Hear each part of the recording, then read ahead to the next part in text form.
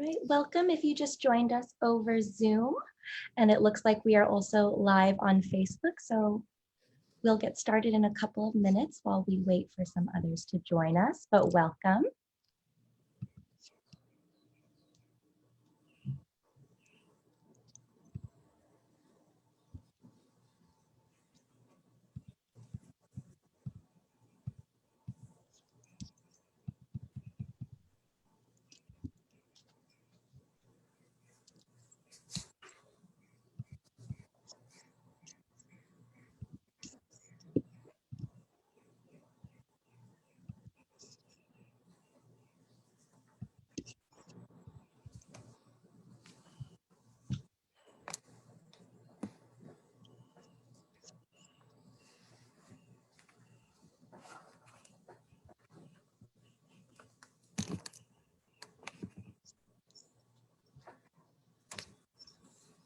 All right, then we will get started. Welcome. If you are joining us over Zoom, welcome to our virtual space. And if you are joining us over Facebook, welcome as well.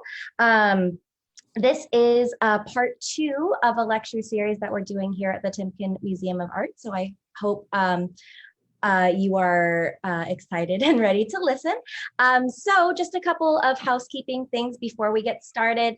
If you are here with us on Zoom, please keep yourself muted while Dr. Gillman is giving her presentation. We'd be happy to take questions at the end. We'll have a couple of minutes there for that. So if you do end up having a question, you can unmute yourself at that point. Otherwise, though, if you wanted to use the chat function, you can also do that.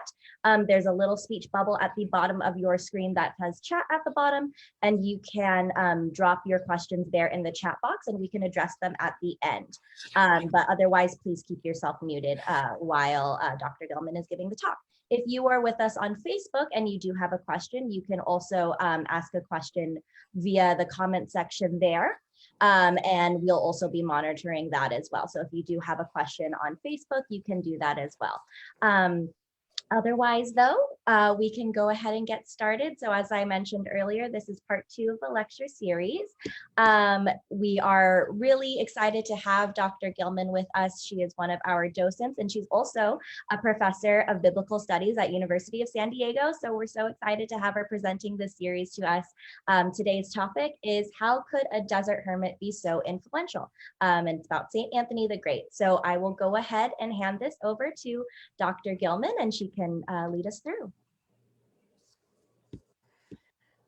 Okay, thank you, Samantha. And good morning, everybody. I know we have people from a few different time zones here. So good morning, good afternoon, good evening, wherever you are. And thank you for joining in this second of the lecture series on religious figures. These figures are in Timken paintings, and the reason we're looking at them is to give more historical background to the actual figures that artists have decided to portray in some way. Well, this painting that you see on the first slide here is a very famous painting among the Timken docents, and I have noticed that people spend a lot of time looking at this painting, and that people like to talk about this painting.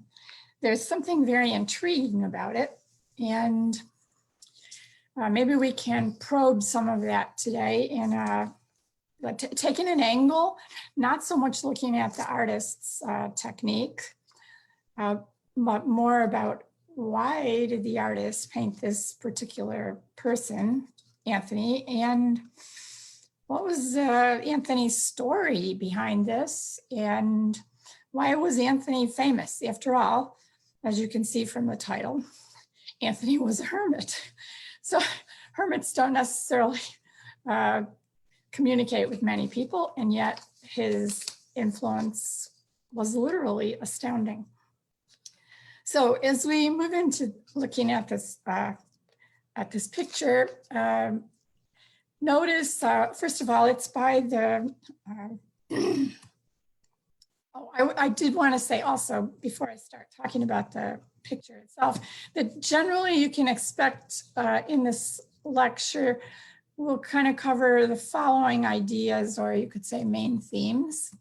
I will look a little bit at some of the portrayals of Anthony by other artists besides this artist, Savoldo, who painted the Timkens, St. Anthony. We will look at the real sources for Anthony's story, for the sources for his life, which was, he was a man of the 3rd and 4th centuries. He was a man of the Roman Empire. And so we will be looking at his life. We will be looking at the famous cave where he spent about 20 to 25 years of his life. And we will look at the monastery that he inspired, which is still there. The cave is still near the monastery. The cave is pointed out to people. People actually go to the cave. And we will look at that. And then we will especially look at the historical context to see exactly why then this hermit was influential. And we will notice then how this proceeds into the origins of monasticism, which of course has had a very wide-ranging impact on especially Western civilization. And then finally, I will show you some interesting contemporary followers of Anthony right here in California. So let's move ahead here. And having a little trouble advancing slides today. There. So you may see a lag as I'm advancing them. The artist of this Timken treasure is Giovanni Girolamo Savoldo. He painted it between about 1515 and 1520. It's not huge, as you can see by the dimensions. It's about a little over 2 feet high and about 47 inches or about 4 feet wide. But big enough so that when you're standing in the museum and looking at it, which I hope many of you listeners can do before too long, once the museum reopens sometime in the fall, when you're standing before it, it kind of draws you in. And you see immediately this artist's ability to contrast dark and light. And the artist sends a very clear signal that the movement of the picture is from dark to light by having Anthony, this is Anthony here, Anthony's hands point this way, his garments show that he's running this way. So the movement of the painting is especially to the left. However, the painting raises a lot of questions, and that's why I think it makes people stop and really take time to get into this painting, because the right side, the dark side, is very puzzling. It is not attractive. It's even perhaps scary the longer you look at it. I'm going to show you that right side, especially. Let me first remind you a few facts about this artist. We only know so much about him. We don't even know the dates of his life for sure. He was active from 1508 to 1548. He was especially part of the Venetian Renaissance. And he was actually relatively unsuccessful in his own time because he was overshadowed by the famous Titian. So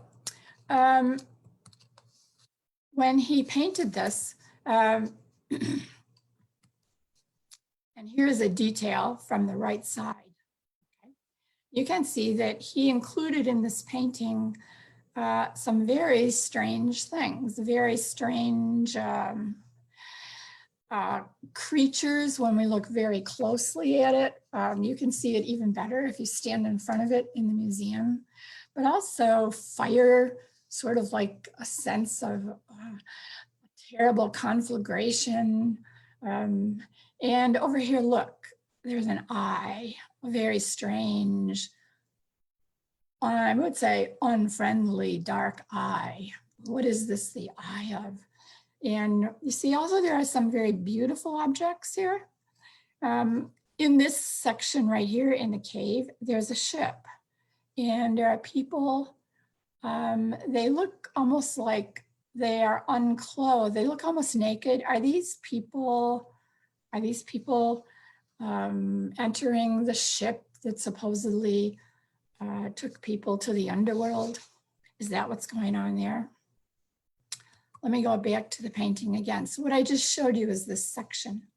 And also notice, going back again, right over here on the right, this looks like the foundations of a tower. Some people think it's the Tower of Babel from the book of Genesis, and used in this side of the painting, the dark, fiery, scary side, as a symbol of human confusion, of human futility, because the tower has apparently fallen apart, and so on. So now the painting is divided by a cave, a cliff and a cave. Up here, here's the cave. Please note, it's got a very narrow, even claustrophobic type of entrance into the cave. We will come back to that a number of times. Why was this painting ever made? Maybe, we don't really know. By the way, you can go to the Timken's catalog and you can see some details about the more modern provenance of where the painting came from, but we do not know for sure who commissioned it. We don't know who's had it for most of the centuries of its existence. One good guess, one logical guess, is that you see this building over here on the left, that this was a monastery, perhaps of the monastic order that was inspired by Anthony, they were called the Hospitallers of St. Anthony, and they took care especially of the poor medieval sick. Maybe this group commissioned this painting, and maybe that's why the artist made the painting. That's just a logical guess, but we don't really know for sure. Okay, so Savoldo did paint this painting also, and people used to think it was another version of the temptation, the type of temptations Anthony went through. But more recently, this has been determined to be St. Jerome, who lived about a century after Anthony. And that conclusion was reached because he's wearing red robe, and that suggests he was a cardinal. Back to Savoldo, what we see here, and that's confirmed by this painting, is that Anthony is in the middle of a conflict. Okay, he's running away from something awful toward peaceful, something beautiful. And this portrays then the elements of his story that I will tell you about, of incredibly awful, nightmarish temptations, of experiencing himself as assaulted by evil. In his day, the way they would describe evil was as devils. But he is caught in the conflict between good and evil. Okay, there was a whole tradition of paintings about Anthony because he was a very popular medieval saint. And I'm not going to show you many of those at all, but I thought I would show you this one by the artist known as 𝗙𝗟tože, where devils are beating him, attacking him, accosting him.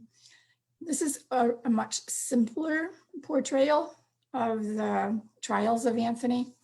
And but you see, it also has some of the historical elements we're going to see in a bit, and that is he's in the mountains, he's in the cliffs, and he's alone. Okay,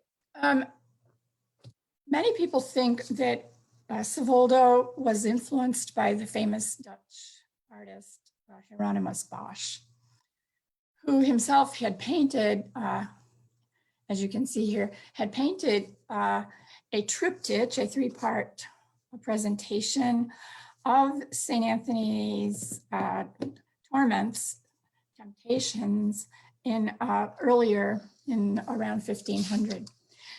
It's not clear that Savoldo knew Bosch, although Savoldo was married to a Flemish woman, and that may have explained the connection between Savoldo in Venice and knowing the work of Bosch in 𝗙𝗵𝗋, the city where Bosch painted in what is today the Netherlands.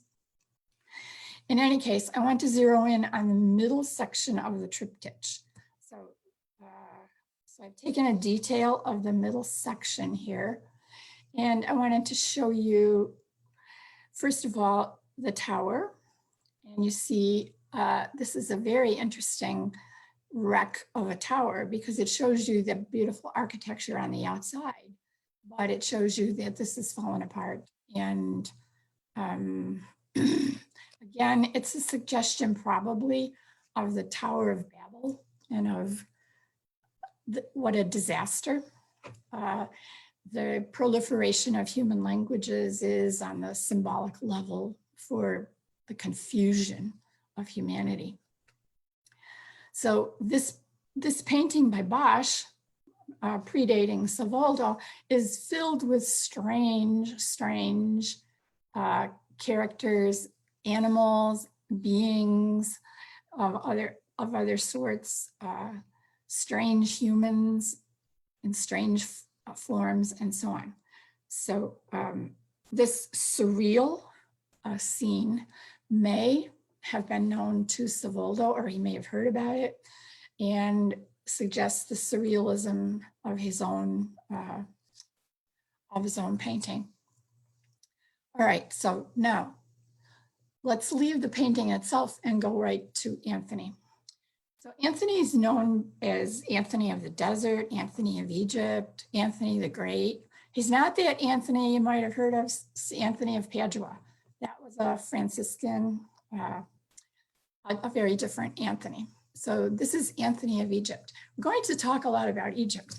And if you're a traveler like me and my husband, gosh, probably Egypt, you've probably been to Egypt, or it's on your bucket list maybe.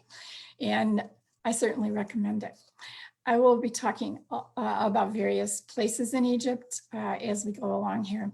So the source for Anthony's story was first an Egyptian named Athanasius, who lived in the 4th century in the famous Egyptian city of Alexandria that we're going to go to in a minute. So Athanasius wrote Anthony's story, and it was, for its time, a bestseller. So this bestseller of the ancient world is a big reason for Anthony's influence. But there was another document written in the 1200s, the 13th century, called the Golden Legend. And that too had a major influence on promoting the story of Anthony and thus his influence in the Middle Ages. So let's look at both of these. This painting is of Athanasius and his contemporary Cyril of Alexandria also, who was very influential. This is possessed right now by the Vatican Library. So you can see that this is Athanasius on the left. He was a bishop of Alexandria, a very influential person in early Christianity, particularly in fighting among one of the early heresies, which was called Arianism. So this heresy said that contrary to the Christian Orthodox belief, correct belief, as expressed at the time, this belief, Arianism, said, well, Jesus was just a human being that God basically created and kind of made into God's son. And this was an incredible fight. And the real Christian belief was that Jesus was a second person of the Trinity and as eternally existent as God, the Father and the Spirit. So Athanasius was very powerful. He lived in Alexandria, and as we look at this map and spend some time on the ground here, let's get ourselves oriented to Egypt of that time. So as you see, this map shows the, quote, Diocese of Egypt. That's the Roman term, not the church term as it is today. That's the Roman term for this territory. And you see that the Eastern Diocese, Dioceses Orientis, is over here, where the next diocese to the east, the Sinai Peninsula. Okay, the city of Alexandria is right up here on the coast. And if anybody's been there, I've been in other parts of Egypt, but I haven't gotten to Alexandria yet. And really, I can't wait. It's so fascinating. And right now, quite a bit of archaeology is going on there, getting more information about it in the ancient period all the time. After the city of Rome, in the period of the Roman Empire, Alexandria was one of the biggest cities, along with the ancient city of Ephesus.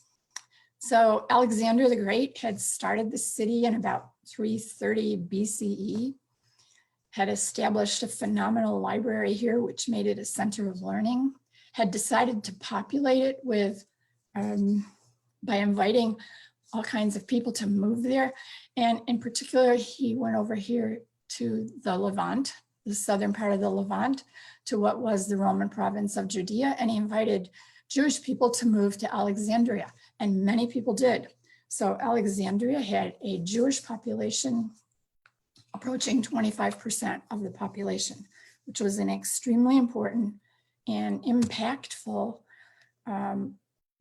very large minority. And if you recall, early Christianity basically moved along Jewish lines because it came from Judaism. So Alexandrian Christianity immersed in Judaism, emerging from the local Judaism, was very vibrant here. There's just so much we could say about this city intellectually, in terms of a center of civilization. Anyway, it is in this region and various small towns around it, okay, that Anthony was born and lived at first. So Athanasius knows him from this region here. And I'll come back to this map many different times. But basically today, as far as where we are on the ground, we're here around Alexandria, the northern area up here. And then we're going to move down here to the 𝗙𝗵ćηηδ area and over here toward the coast, where Anthony will end up. So like I say, we'll come back to this map quite a few times. Okay, so Athanasius actually knew Anthony personally. And he wrote his life of Anthony while he was in exile. And in this life, he tells very vivid stories about Anthony confronting the devil. And also he tells many stories about Anthony's compassion, Anthony's interaction with other people, especially those who wanted to become hermits, which we will explain as we go along. And in his document, he says he's only beginning to tell the stories of Anthony. There's a lot more he could tell. So this book, like I said, was a bestseller of the 4th century, and it inspired many, many, many people, including Augustine, the very famous Augustine in the next century. You can actually read this if you would like to when we get done. If you want to actually read what Athanasius wrote, you can go to either of these websites. Notice the first one is what's called an Internet Medieval Source Book. So thanks to Fordham University, ancient documents such as this are right there online for anyone to read. And you can also find out the history of the interpretation of the document. You can find out the various versions. You can see articles, scholarly articles about the work of Athanasius, about Anthony, and so on. So this one is, the first one is the most extremely detailed and intense to read. And the second one is written with less detail, but also scholarly accuracy, and I recommend either one.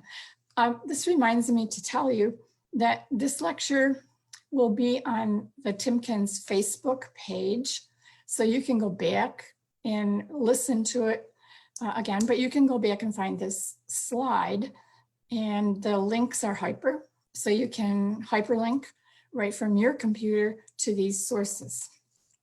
So I think if you would like to read an ancient document, this would be a neat one to read. Now, the other source for what we know about Anthony is this document, which is actually a book called The Golden Legend. And here you see it in codex format on parchment. And this is on the left, you see like a table of contents. So this was a book about saints, and it was compiled in the middle of the 13th century, around 1250 maybe, 1230 to 1250. So we're seeing a pretty early copy of it here. Remember, everything before the printing press invented in 1454, everything before that is hand copied. And so this is an extraordinary document. It's possessed by the Laurentian Library in Italy, in Florence. So that was the core of that library was the Medici Library. I'm sure many of you who are travelers have been there to that library adjacent to the Medici Palace and the early, one of the early cathedrals of Florence. So this too became very popular. Actually, we can tell how popular it was because there are still about 1,000 copies of it in Europe. So if that many copies survived, you can imagine then how many there must have been, since the rate of survival was pretty low. So this was pretty popular. Now this tells stories of saints. A story of a saint is called hagiography. So that comes from the Greek term hagios, which means holy. So hagiography is the stories of holy people. So yeah, hagiography. Okay, now let's go back to Anthony himself. So we've looked at the sources, two things, the Life of Anthony by Athanasius and the Golden Legend. So this is where we get the information that we can put together to tell Anthony's story. Well, okay, so as I said, he's born in a small village right near Alexandria. Some people describe him as well off, but given the fact that there are only two classes of people, which would be the elite and the peasant class, many people realize, yes, he is well off, but he's well off as a peasant. Okay, his parents apparently, we don't know what they did, but they had some success. And when they died young, he was left with some resources, and he was left with a younger sister for whom he was responsible. Meanwhile, as a young man at about the age of 18, he heard some preaching. He had been born into a Christian family, and he heard some preaching based on Matthew chapter 19, where Jesus tells the young man who asks Jesus, what must I do to be saved? And Jesus says, go sell what you have, give it to the poor, and come follow me. And Anthony decided that he should do that in a literal sense. But taking responsibility for his sister, he provided for her financially and had her live with a group of women who were dedicated to be Christian virgins. They didn't exactly use the term nun, but they would be kind of like the forerunners of a group of women living together, unmarried, and dedicated to living the gospel life. So his sister, he takes care of his sister, he sets her up financially with them, and then he goes and gives everything he has to the poor. And then he decides to live just outside the village. He builds himself a hut outside his village.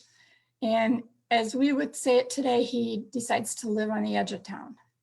He lives on the edge of town, waiting, I guess you could say, in many ways, for inspiration from Jesus about how he should follow Jesus.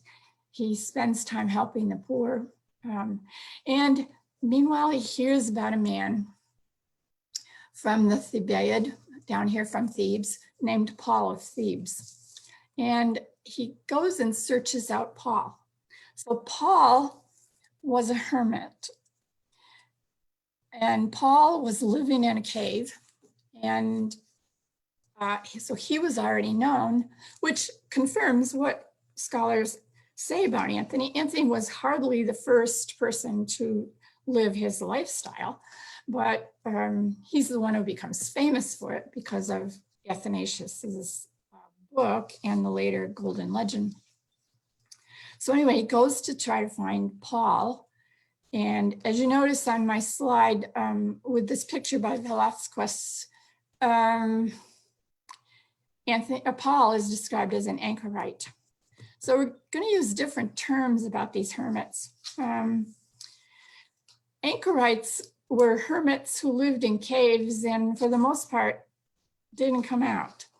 Now that's not easy to do because you have a huge issue with living in a cave, and that is, do you have anything to eat? And do you have any water? And do you have enough clothes to keep you warm, and so on. So if you decide to be an anchorite and stay in a cave, you obviously need outside help. You need people to come to you. So anchorites tended to be the kind of person you could go to talk to, or maybe to get some spiritual advice from and communicate with, but they wouldn't necessarily leave where they were, and hopefully you would bring them some bread. Anyway,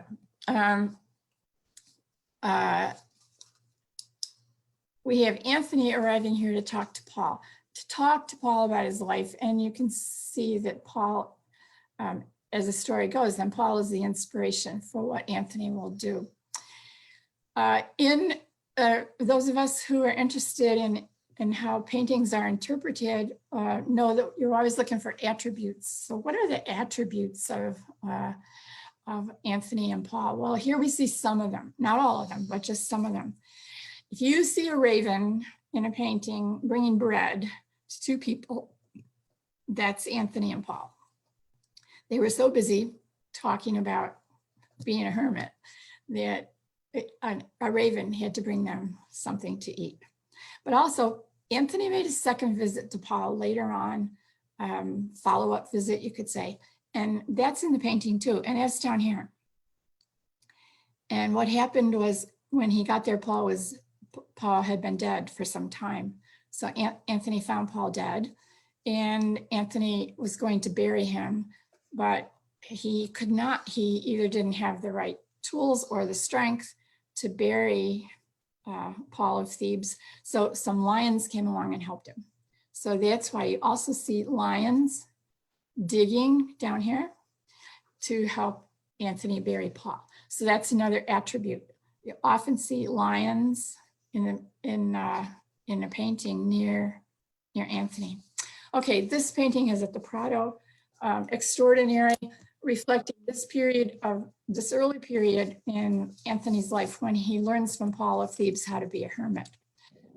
He does eventually himself then move down into this region of the Thebaid, over here onto the cliffs along the Red Sea, where he himself enters into a cave, where he will live some 20 or 25 years.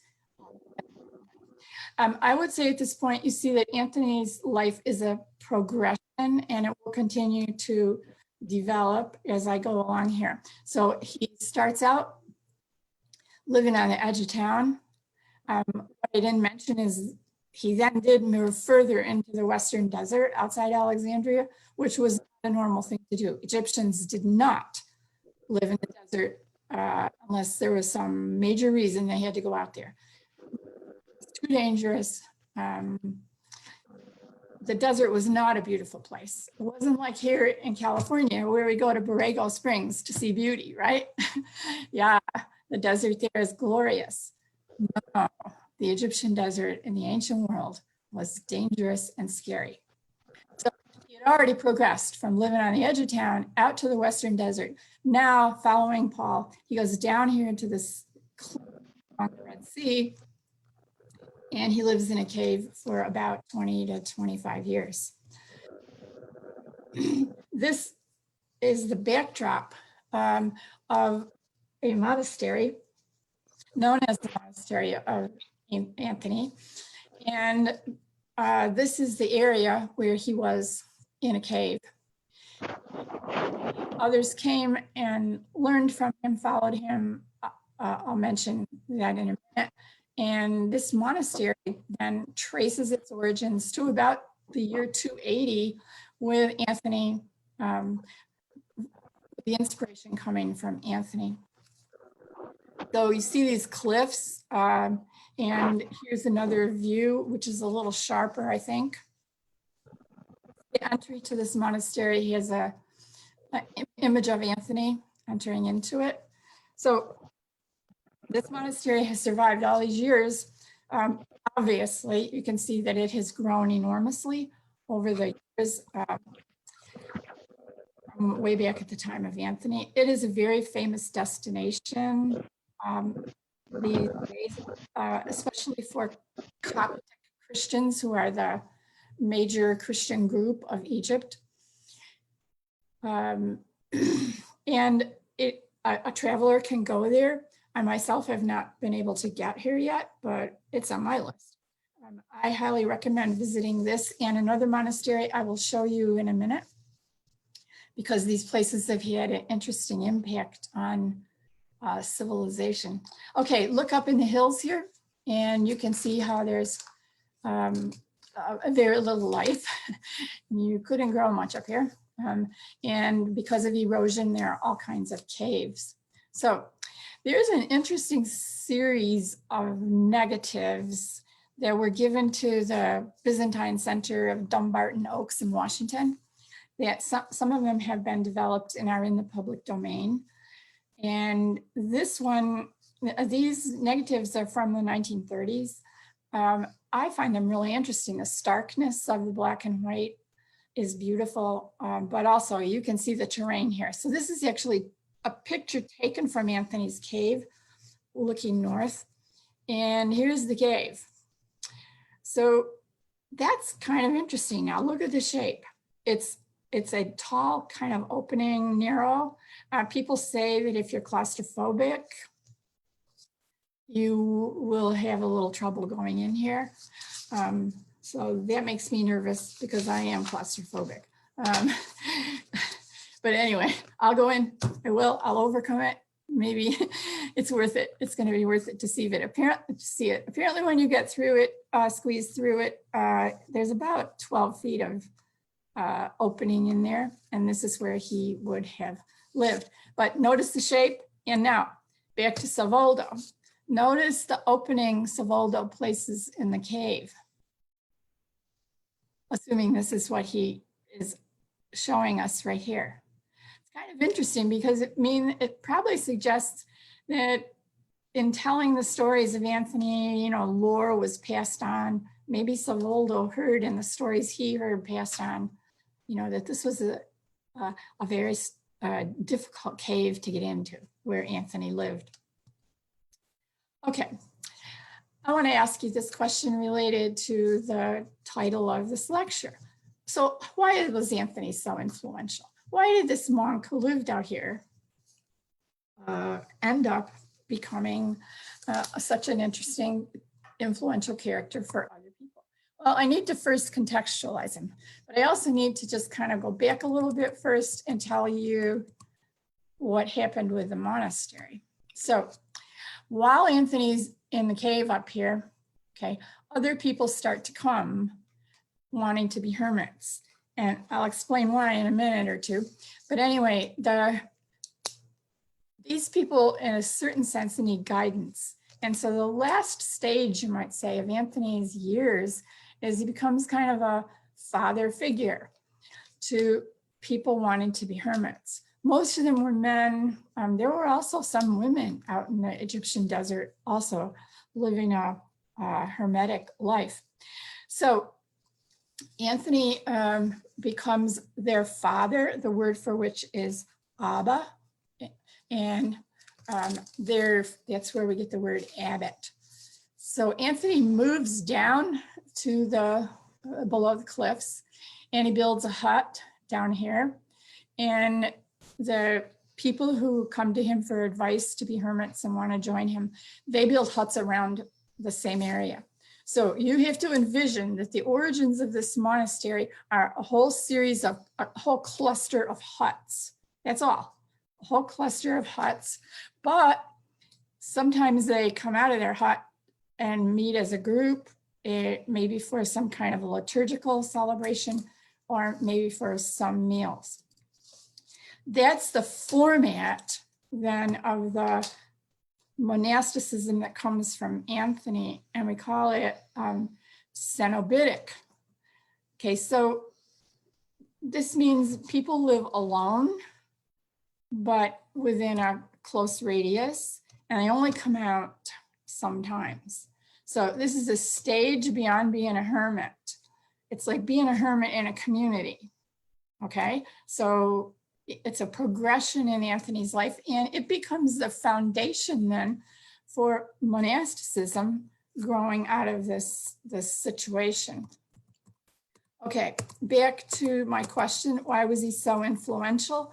And let's look at his context further, which is the context of the late Roman Empire. So as the Roman Empire proceeded through history and proceeded to fall apart, we all know about the decline and fall of the Roman Empire, right? As a great topic in history in the 400s. In the 200s, it was already divided by language. So people in the West had said, you know what, we're not gonna be forced to write in Greek anymore. We're gonna write in Latin. Latin is just as prominent a language as Greek. So Latin in the West, where the Romans had officially used Greek, Latin comes into its own, you could say. And the West becomes very Latinized, and the Greek remains very Greek, very Hellenistic. And as you can imagine, language problems develop. They don't understand each other as well as they had, which is also the roots, of course, of the great division eventually of Christianity into Eastern, which we call Orthodox Christianity, and Western, I would call Roman Christianity. A very regrettable, sad, historical development. And to a great extent, sounds like it's a theological division, but to a great extent, it was a language problem. Okay, in any case, in this empire, Christianity had been, of course, persecuted. One of the late emperors, Diocletian, who ruled both in the East and the West. So at this period, there are two rulers of the West, two rulers of the East. And he was the dominant ruler late in the 3rd century. And under him, we have the last big major persecution of Christians. And while Christians had been persecuted, it was usually sporadic. Okay, there was never one official whole persecution of every Christian in the Roman Empire at the same time. It would be sporadic, rising up here and there.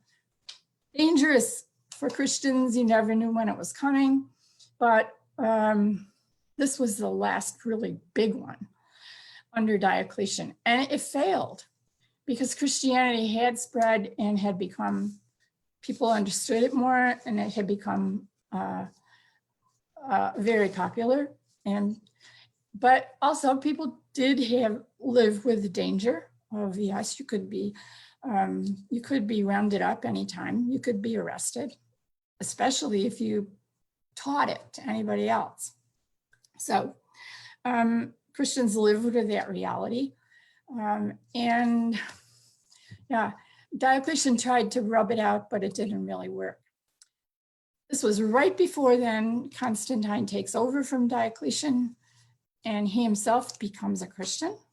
And this really ended the persecutions. I put the last bullet on this slide in capital letters. But, okay. This is called the Constantinian turning point. And it had mixed, what would I say? Had mixed impact on Christianity.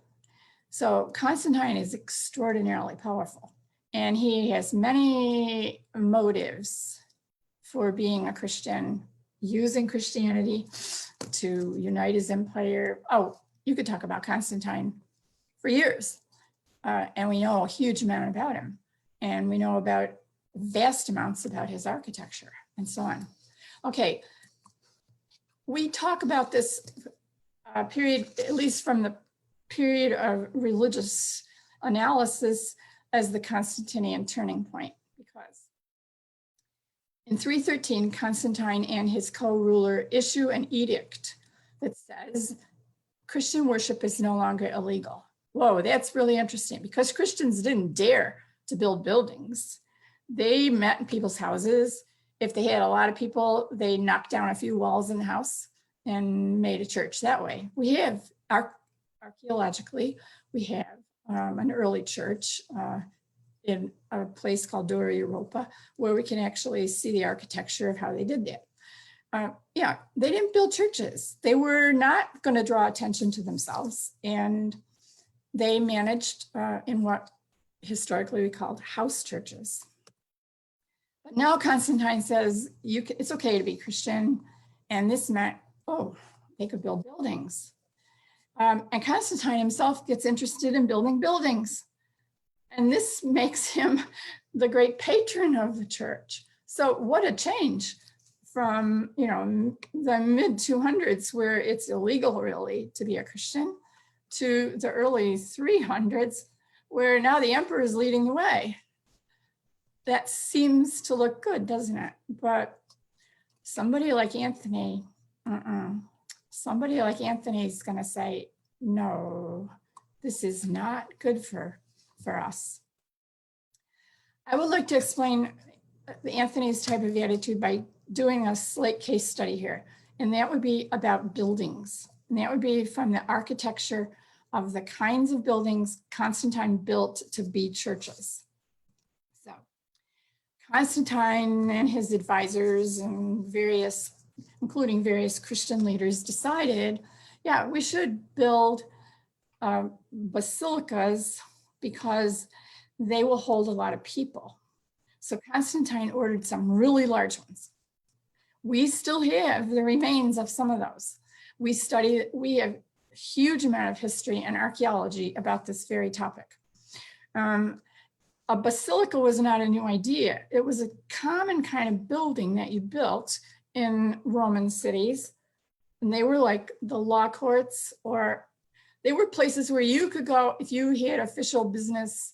You could wait in line, and then you could go up to the front of the building and talk to what I call, quote, the big man, the mayor, the equivalent of the mayor, the equivalent of a governor, okay?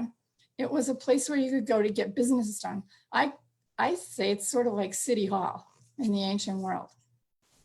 So people are used to these buildings, they exist, and they could hold a lot of people if you wanted a big meeting. So Constantine says, with discussion with his advisors, they say, yeah, this would hold a lot of people. Besides, these are not like Greco-Roman temples, which had a different purpose. They were houses for gods, not places for public worship. So the basilica seemed to be a great idea. A traditional basilica is a long, narrow, rectangular nave with an apse at one end. So an apse is, and it would have, because of the Roman ability to build in width, required, the ability at the time required a lot of columns. So here's what a traditional basilica is like. So you could have this long rectangular building with an entry over here on the side. Some entries were here, and you could go into this nave, and you went up here in a traditional basilica where there's this architectural structure called an apse, where you would find what I call the important man, the big man. And there you would lay out your case and get your decision. Why was that man in an apse? Because it funneled the sound, so that if he did want to make, or his officials want to make a big announcement to people, it would be heard more easily. All right, so this is controlled space. It's another way to talk about it is it's progressively exclusive. So Constantine's officials will let you in here, wait your turn, then you can go up to the important person, and so on. So this architectural structure impacts the Christians who move into this kind of an architectural structure. Think about it. All of a sudden, it changed from the house church where people are sitting around, a lot of people sitting on the floor, kids are running all over the place. There's no hierarchical structure in a house, and now there's hierarchical structure. So Constantine was used to building basilicas. This is one of his most famous one. This was not built as a church. He built this as like a civic building. And this one is quite narrow. It does not have rows of columns. This was as wide as it was, they had the ability to make it at the time without columns. You see the apse, you can see how the sound could be funneled. It has become, over time, it has become a Lutheran or Evangelical Kirche church, but it was not built as that. It was built as a civic building. So he orders all these various basilicas. That's another whole story, but he orders one to be built right in Rome on top of St. Peter's grave, for example. And here's the plan for it. So here you see an outside atrium. You walk in here. This one has 5 aisles because it has columns holding up this section of the roof. It has windows here. We call the clerestory, letting in light. And I want to go then, well, we have this fresco in the Vatican grottos of what it was like. So here you can see the columns. You can see the aisles, okay? And here's a good plan also of it. Now, what I want to point out is as soon as you have all these aisles and you have this long nave and you have a tradition of the front is where the apse is the important place, you can see what's going to happen to putting a population, let's say, of Christians into this. They're going to say, oh yeah, Constantine, when he's here, he walks down the aisle with great pomp and circumstance. He sits up in front. But maybe I, who feel like a poor, very poor Roman, who don't have very nice clothes, I'll just stay here in the back. You can see what's going to happen to Christianity. The architecture will impose upon it a social class division, and it will also enable a lot of pomp. Because is Constantine going to just walk down this aisle? Well, he could get a lot more visibility if he walks down it, he turns around and he goes around this aisle then, and he crosses over, and then he goes up this aisle. You can see how pomp parading in for church services is going to enter into the situation of Western Christianity. Well, and Eastern Christianity. He builds basilicas in the East as well. Okay, so what can we say about this? People like, okay, martyrdom is over. Constantine has ended persecution. He's changed the structure of great Christian meetings.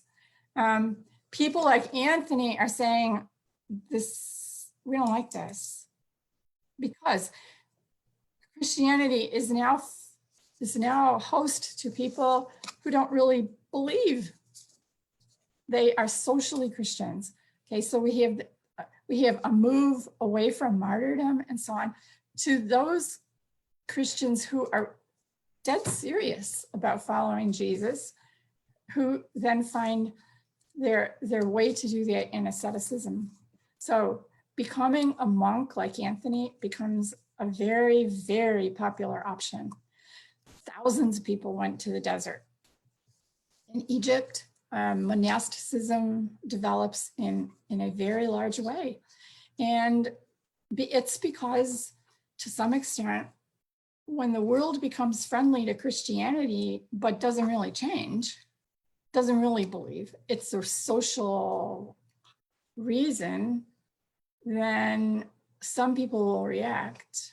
And that's why you have this famous writer about medieval spirituality, 𝗙𝗹liche, who says, it was not by chance that anchoritism, the retreat to the desert, spread so suddenly, just as the state made its peace with the church. So Anthony then has Anthony's movement, you could say, the people he has shepherded and guided, become founders of many monasteries. Like I said, he's not the first. There are other people out there like Paul of Thebes and so on who had also done this. But Anthony's movement becomes famous because he had inspired so many people around him, and especially because Athanasius had told his story. So Egyptian monasticism really experienced extraordinary growth. There's so much more one could say about monasticism. I just want to point out to that these monasteries like St. Anthony's, and this one I want to show you in Sinai, St. Catherine's, these still exist.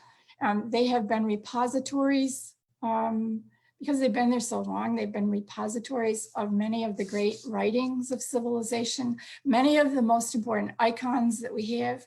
I think St. Catherine's currently has the greatest collection of icons not in a museum.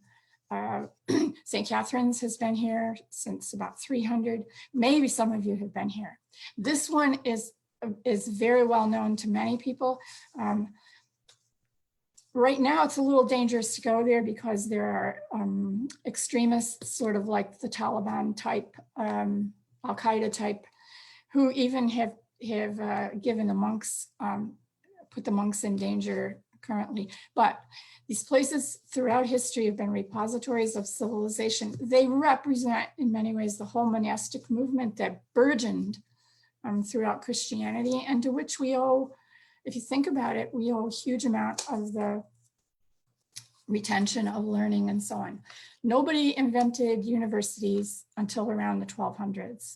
Before that, the great centers of learning and protection of books and scrolls and so on, and teaching people to read and so on, was monasteries and the very, very, very few libraries that, existed.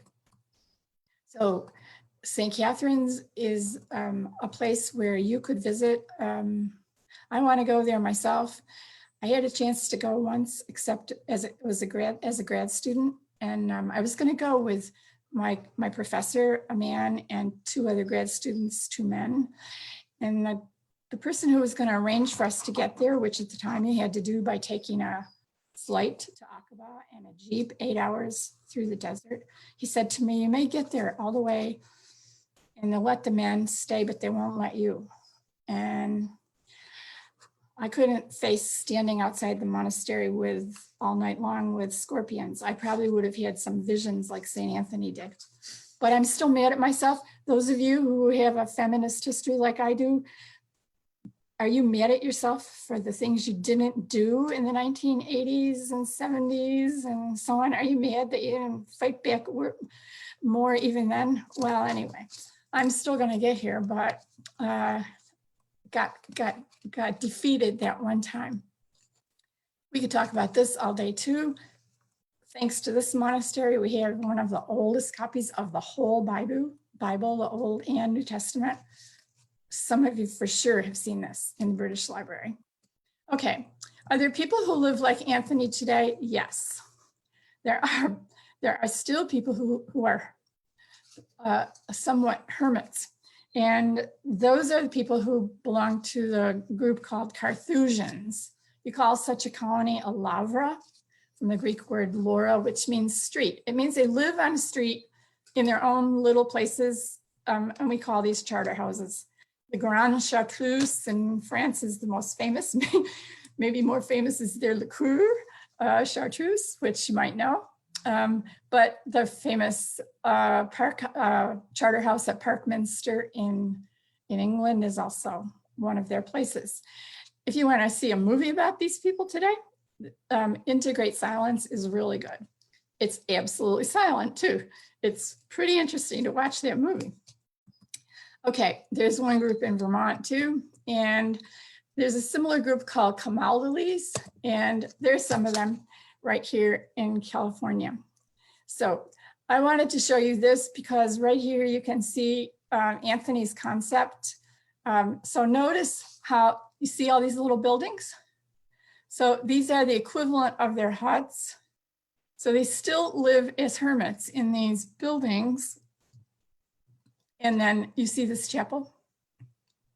They come together a couple times a day, I believe, in this chapel.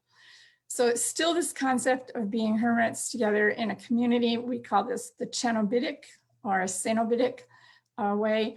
And if you're driving up on the highway, if it ever gets completely repaired, right?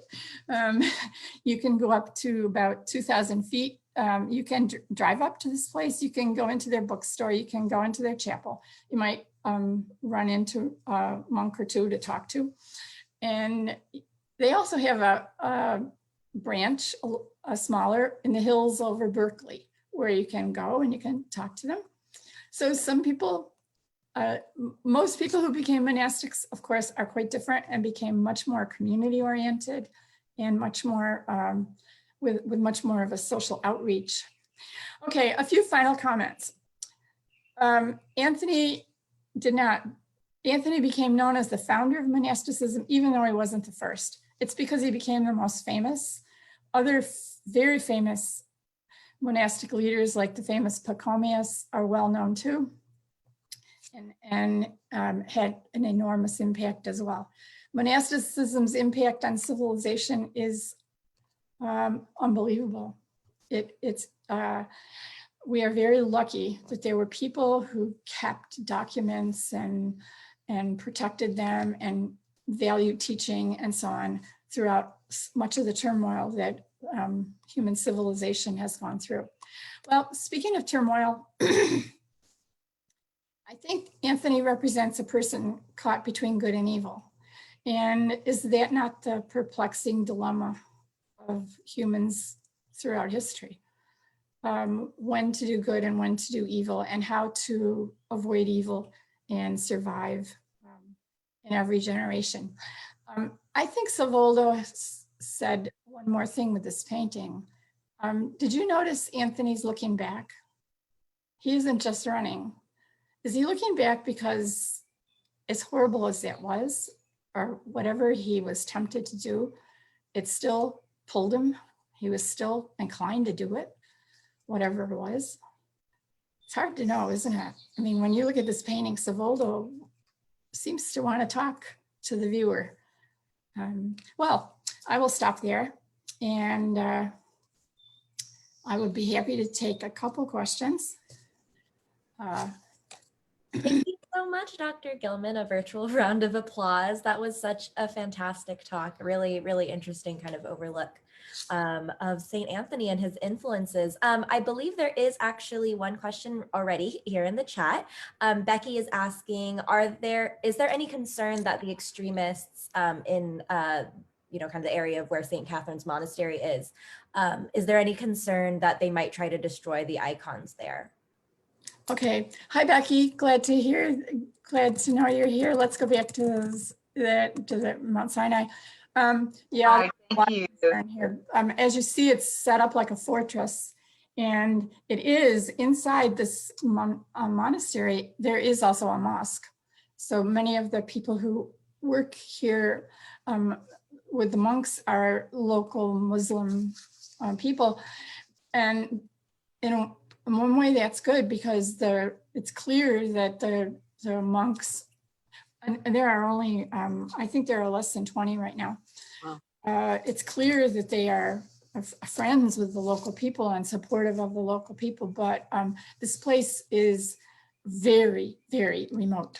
You can get in there now. There's an airstrip now. You can get in on a small plane now. I could not do that when I tried to get there.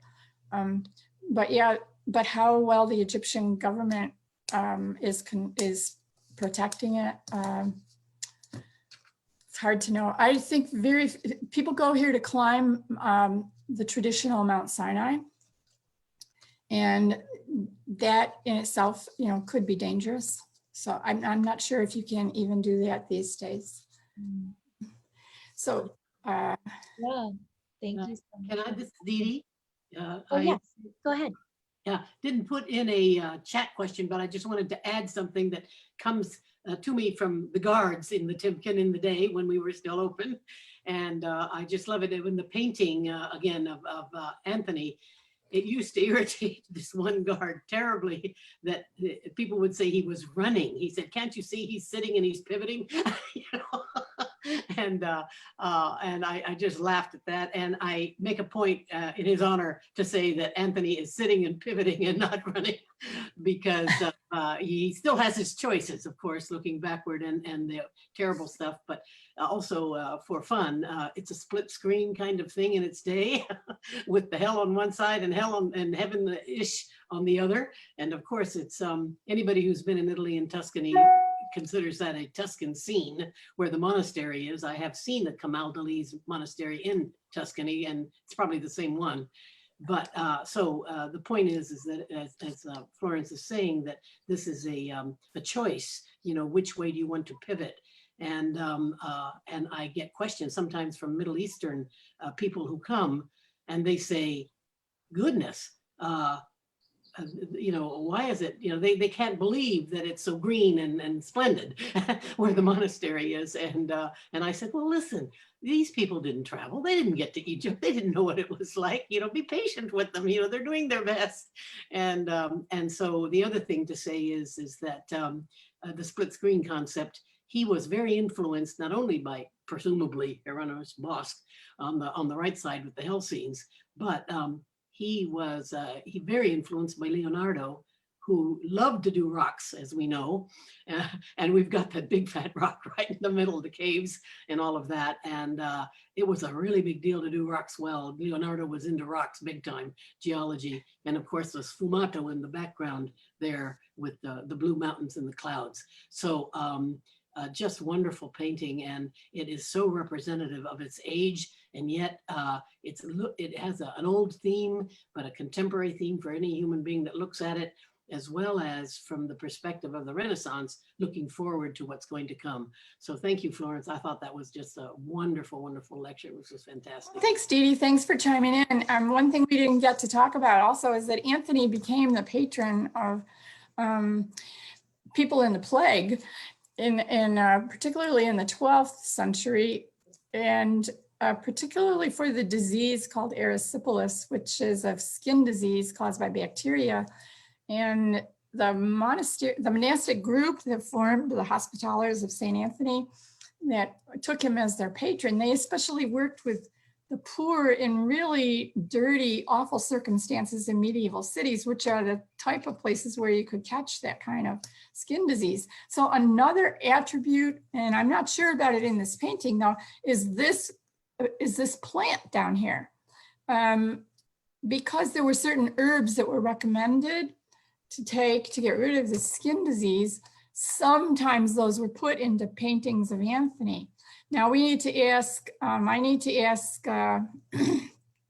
Nancy Carter, if Nancy's on, if she knows what this plant is, because she's been helping analyze the plants in the Timken pictures and see if we know what this is, because this is one of the herbs recommended.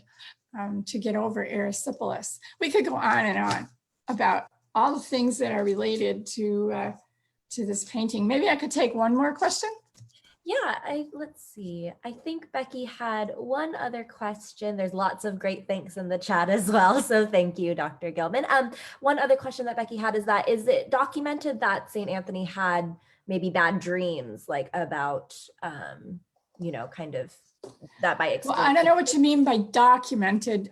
Athanasius talks about what Anthony told him personally. But anybody, you know, what's the difference between his nightmares and ours? Okay, things and I have nightmares. And being in the desert, imagine being in the desert alone at night, being in a hut. You're not too protected. You're probably cold.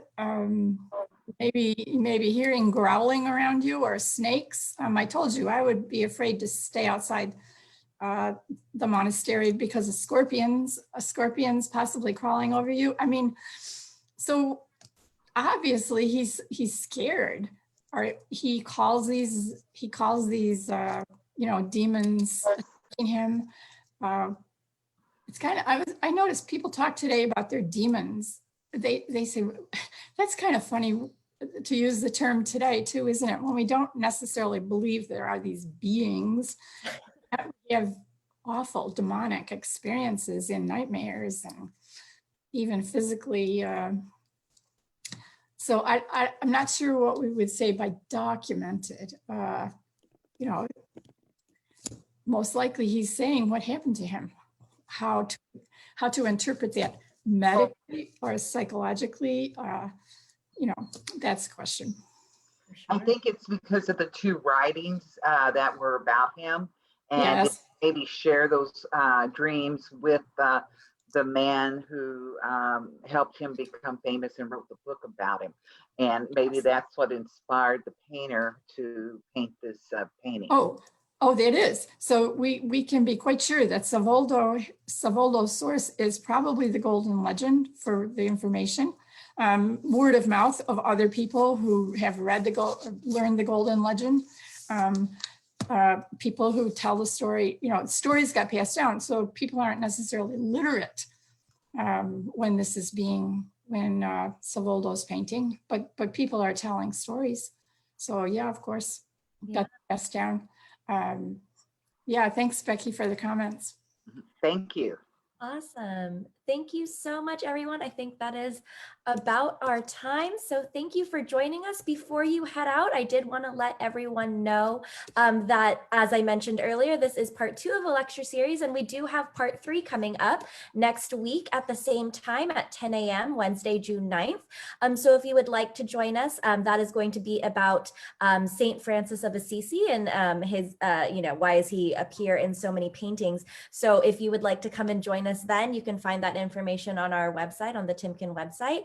And then also, I did want to let everyone know that the links that Dr. Gilman included to those medieval books are actually included in the Facebook comments.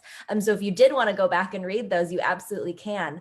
But otherwise, though, thank you so much, Dr. Gilman, for such a great lecture and so much insight. So thank you so much for being here with us, and thank you to everyone who came and joined and watched. Okay, thank you. Thank you. Thank you so much, everyone.